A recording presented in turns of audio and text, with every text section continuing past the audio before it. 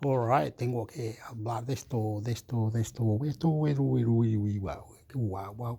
Ahora vamos a esto y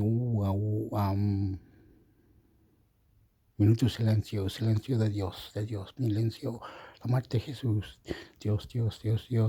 YouTube, se va para todo allá.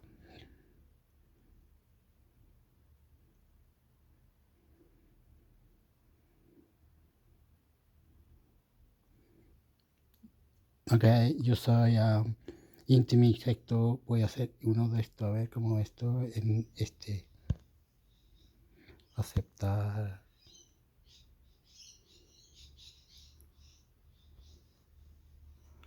Ok.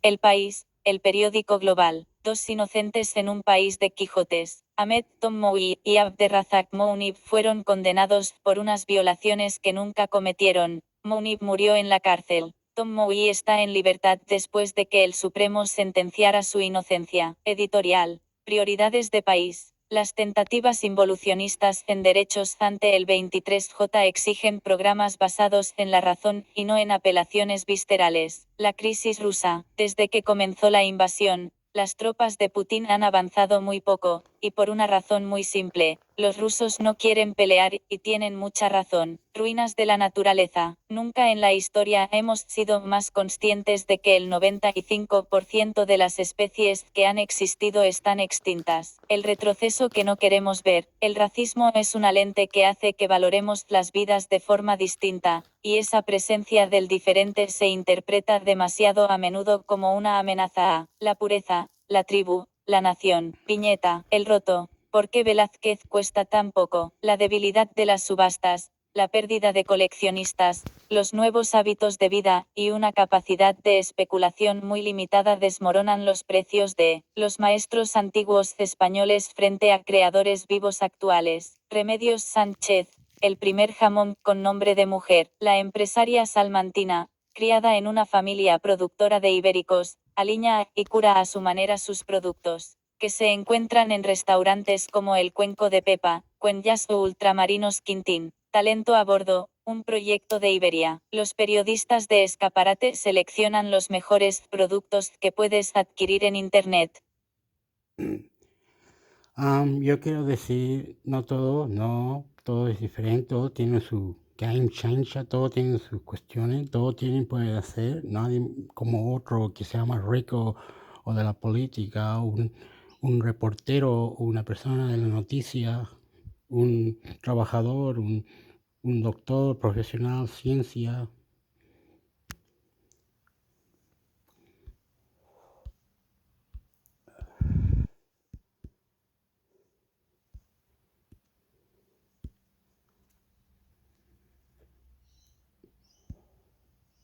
Falsos culpables en un país de Quijotes, como unos ciudadanos lucharon por dos condenados en Cataluña a España. El País. El albañil Ahmed Tommoui Nador, 1951, no ha vuelto a ver a su mujer, a la que dejó en Marruecos con 28 años, 3 niños y sin trabajo, para emigrar a Cataluña en busca de una vida mejor. Su mujer tiene hoy 60 años, y vive sola en la casa que su marido no llegó a terminar en Nador. De estos 32 años, Tommoui estuvo 15 injustamente preso, y lleva 17 esperando la verdad. Hoy él también vive solo, en una barraca en Martorell. El tiempo acerca la verdad, y la abogada que ha conseguido esta semana que el Tribunal Supremo reconozca, por segunda vez, su inocencia. Se acercó el viernes a Martorell a conocerlo en persona, cuando escuchó que no piensa volver a Marruecos, sino que quiere que su mujer venga a España. La abogada le preguntó si no está enfadado. Ok, yo quiero decir, si está en Marruecos, diferencias, leyes o costumbre o algo de ahí la muerte de otro país o vivir en otro país, ¿cómo es la libertad? País. No, yo nunca he metido a todos en el mismo saco. ¿Por qué me voy a enfadar con la gente? Yo estoy enfadado con la justicia, dijo Tommoui con el castellano que aprendió en la cárcel. La historia de este albañil y su compatriota Abderrazak Moubib es una historia increíble, pero verdadera, que sigo hace 18 años. Los condenaron como una pareja de violadores en serie, a pesar de que no se conocieron hasta la primera noche que durmieron en la cárcel Modelo de Barcelona, el 14 de noviembre de 1991. Cuando apareció uno de los violadores, físicamente idéntico a Tom Mowi, y el Supremo reconoció la inocencia de los marroquíes gracias a una prueba de ADN en 1997, ellos salieron en los periódicos y en los telediarios, pero no en libertad. Mounib murió de un infarto en su celda de Cambrians 3 años después, y Tom Mowi siguió preso 9 años más, hasta el 26 de septiembre de 2006. Estoy en la calle, pero no soy todavía un hombre libre, dijo entonces a El País. Según él, sigue sin serlo todavía. En todos como otros viven en otros países, refugiados, personas que se arrancan, criminales, personas que se arrancan, otros refugiados, no sé, se arrancan en su país. ¿Cómo es la guerra, la weá? ¿Cómo es esa weá? Es una cuestión de limpieza, y aún le queda una tercera condena por violación pendiente. ¿Quiere que lo intentemos con esa tercera?, le preguntó su nueva abogada el viernes en el restaurante Tánger de Martorell. Yo quiero que me dejen como estaba cuando vine, limpio y blanco como este mantel, dijo, y añadió, depende de ustedes, como si su nueva abogada, Celia Carbonell, 1978, encarnara a ese puñado de ciudadanos ejemplares que a lo largo de 30 años han luchado por mantener vivo su caso contra el Estado. El más ejemplar de todos, Manuel Borraz, no pudo acercarse a Martorell. Borraz es un ingeniero de Barcelona que montó una web con lo esencial del caso, y que, durante 2 décadas la fue actualizando con recortes de prensa y con la correspondencia, técnicamente impecable, que él mismo dirigió a todas las instituciones del Estado. No estoy orgulloso de nada. Para mí es un dolor de muelas, pero lo tengo que seguir haciendo, dijo en una terraza junto a la estación de Sants en Barcelona, al final de la tarde. ¿Por qué es una obligación? Bueno, porque tampoco es que en ningún momento haya aparecido la fiscalía, y haya dicho, a partir de ahora, nos ocupamos nosotros, añadió, las víctimas como coartada. Lo que más afecta es lo que sucede más cerca. Para no perderte nada, suscríbete. 3 décadas de desidia, y sin respuesta en nombre de unas víctimas cuyos nombres no conocían. La innombrable coartada no solo ha añadido 2 inocentes a la Escuchando y respondiendo. Todos son ricos, ¿cómo mueren? lejos de la alarma social que en los 90 justificó todos los atajos. Hoy quedan 16 violaciones en busca de autor. Se detuvo a uno de los verdaderos violadores, Antonio García Carbonell, pero su cómplice nunca apareció. El ADN de 1995 arroja una pista familiar. Ahora ya no tienen ni eso. La coartada de las víctimas, Nuria, la joven de 14 años a la que violaron en Cornellá aquel otoño de 1991, y que señaló erróneamente a Tom Mowi en una rueda de reconocimiento, se retractó en una entrevista en este diario 30 años después. Dile que me alegro de corazón de que finalmente hayan aceptado las pruebas y reconocido su inocencia, dice en una conversación con este periódico, disculpándose por no poder ir a Martorell a decírselo en persona. Un gran abrazo para ella también, responde Ahmed, que espera conocerla. El análisis del semen recogido en la ropa de Nuria, que un tribunal presidido por la actual ministra de Defensa Margarita Robles, no entendió en 1992, es la prueba que esta semana ha servido para anular la condena. En aquel juicio, los peritos no acudieron a testificar y, en lugar de volverlos a citar, el tribunal privilegió el convencimiento de las víctimas frente a las pruebas materiales.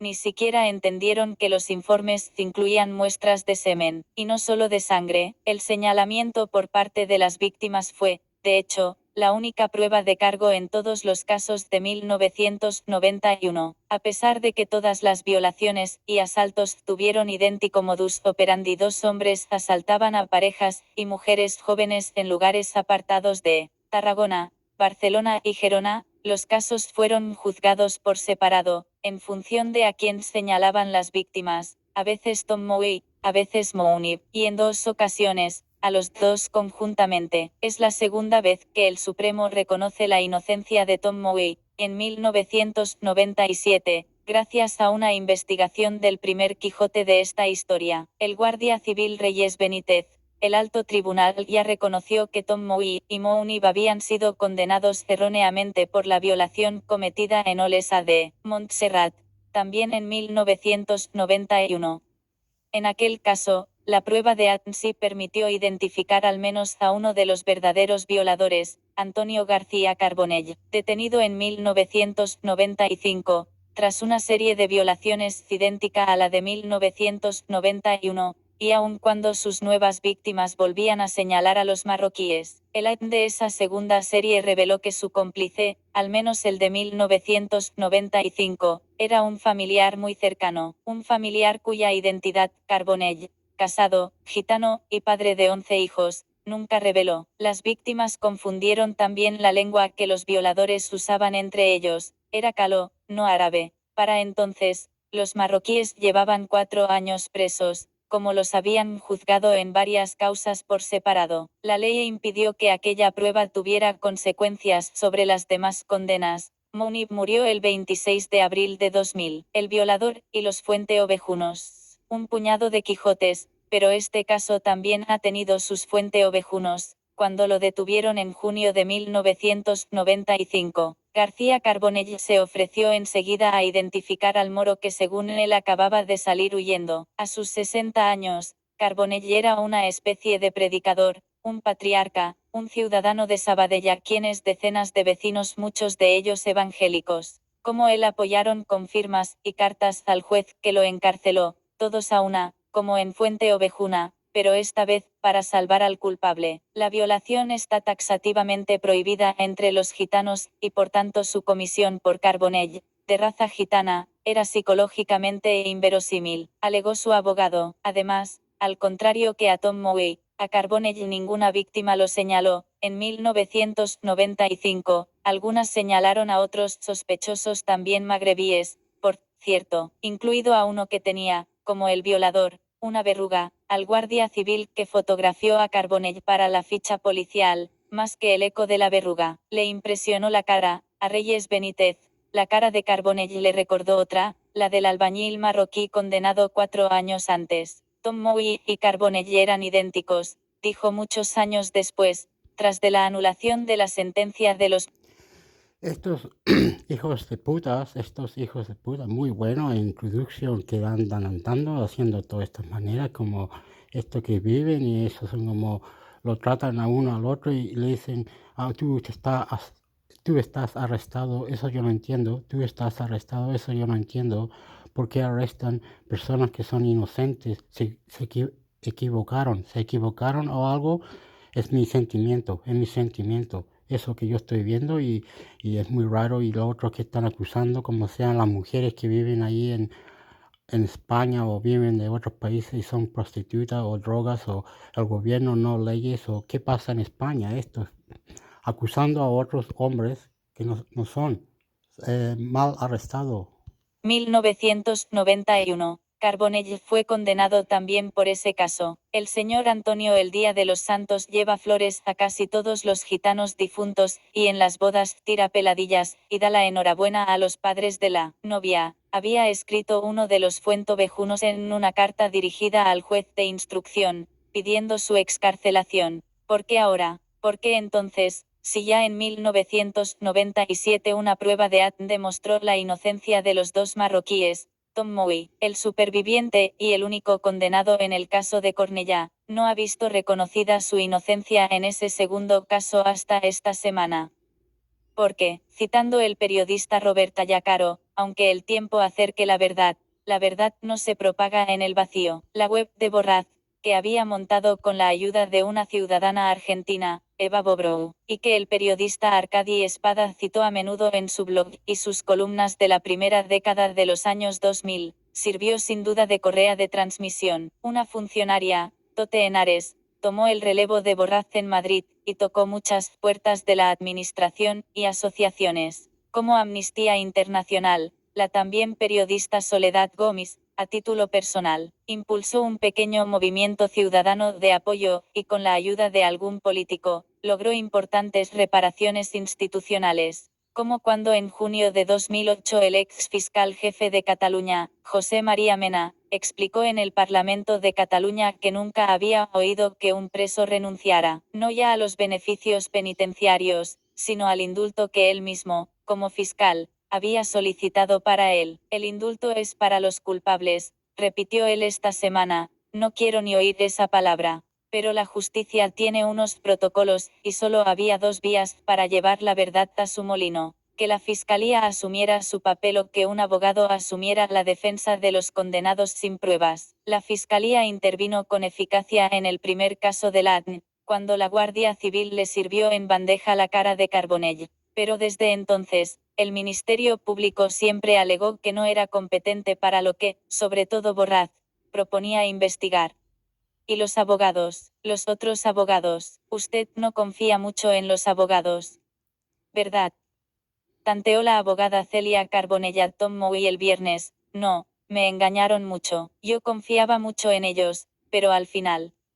Respondió, al final, el viernes Tom Mowy volvió a sacar su talento para reírse de la pompa, y se puso a imitar a Jorge Claret, aquel primer abogado de pago que tuvo, tan bien apersonado. Mowney tuvo un buen abogado de oficio, Xavier Castellbell. Cuando salió absuelto de Olesa, el preso no quiso pedir la indemnización, y Castellbell no la pidió. En cambio los abogados de Tom Mowy, Claret y Pedro José Pardo, que luego se hizo juez, lo engañaron a un preso analfabeto, en un país extranjero, le hicieron firmar un papel en blanco, y con la firma solicitaron la indemnización, 18 millones de pesetas, 108.000 euros. Cuando llegó el pago, se llevaron al hermano de Tom Mowy a la ventanilla de cobro, le metieron 12 millones en una mochila. En una mochila, exclamó la nieta mayor de Tom Mowy el viernes. Se la dieron, y ellos se quedaron con el resto. Fabricaron una minuta, a la que ha tenido acceso este periódico, para justificar los 6 millones que cobraron, y en ella incluyeron recursos que no habían presentado, incluido el que había presentado la fiscalía pidiendo que le subieran la condena por Cornella. Justicia no solo poética. Esa condena de Cornella es la que el Supremo anuló el jueves, hace años. Preguntado uno de los jueces del tribunal que lo condenó cómo era posible que el preso siguiera en la cárcel 9 años después de la primera absolución, el magistrado Gerard Thomas respondió, usted lo ve desde un punto de vista periodístico, y yo desde un punto de vista jurídico. La visión del mundo de Tom Mowy es la opuesta, no hay más que una verdad, no dos, ni tres, una. Entre la visión del agricultor que emigró del pueblo a la ciudad, y de Marruecos a Europa, donde no le dejaron ser albañil, y la de Tomás, ese magistrado que citaba a Kafka cuando escribía algún artículo en este periódico, el Supremo ha dado la razón al albañil. Para eso ha hecho falta que yo me convenciera de la intuición que tuve cuando escribía Justicia Poética Seix Barral, 2010. Leyendo la sentencia de Margarita Robles comprendí que no habían entendido el informe de los peritos, ni ella, ni los otros dos jueces, el citado Tomás y Felipe Soler Ferrer, entendieron que los peritos habían analizado una muestra de semen, y no solo de sangre de las ropas de Nuria. Aquella falta de valoración convierte un viejo informe de 1992, en un hecho nuevo que demuestra la inocencia, tal y como exige la ley. Así me lo confirmó el mayor experto en recurso de revisión, el juez y profesor de Derecho Procesal, Tomás Vicente Ballesteros, y así lo ha ratificado el Supremo. Entre el descubrimiento de ese hecho, que publiqué en el libro, y el convencimiento de que tenía recorrido jurídico, pasaron más de 10 años. Los lectores tienen derecho a mi mente, pero no a mi corazón, escribió Paul Valéry. Si han llegado al último párrafo de esta historia tienen derecho incluso al corazón. Llamé a mi amiga Celia Carbonell y me prometió que iba a estudiarlo. Este sábado, después de haber perdido el tren de vuelta a Elda, también se pagó el segundo billete de su bolsillo. Me mandó un audio, lo hice por justicia y por amistad. Dos buenas razones para intentarlo con la condena de Tarragona, esa en la que Tom Mowy y Mounib siguen condenados, depende de ustedes. Si quiere contactar al autor de este artículo, escriba a Abgarcia en elpais.es. Suscríbete para seguir leyendo. Lee sin límites.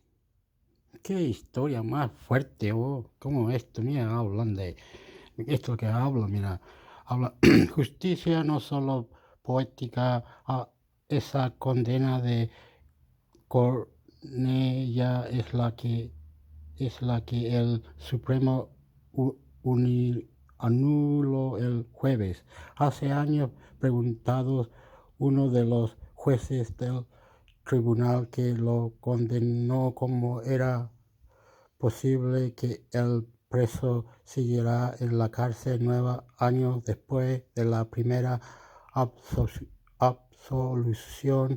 El magistrado Gerald Thomas respondió: usted lo ve desde un punto de vista.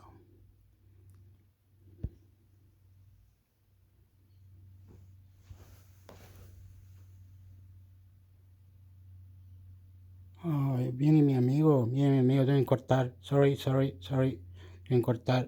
Voy a cortar, ¿cómo se corta?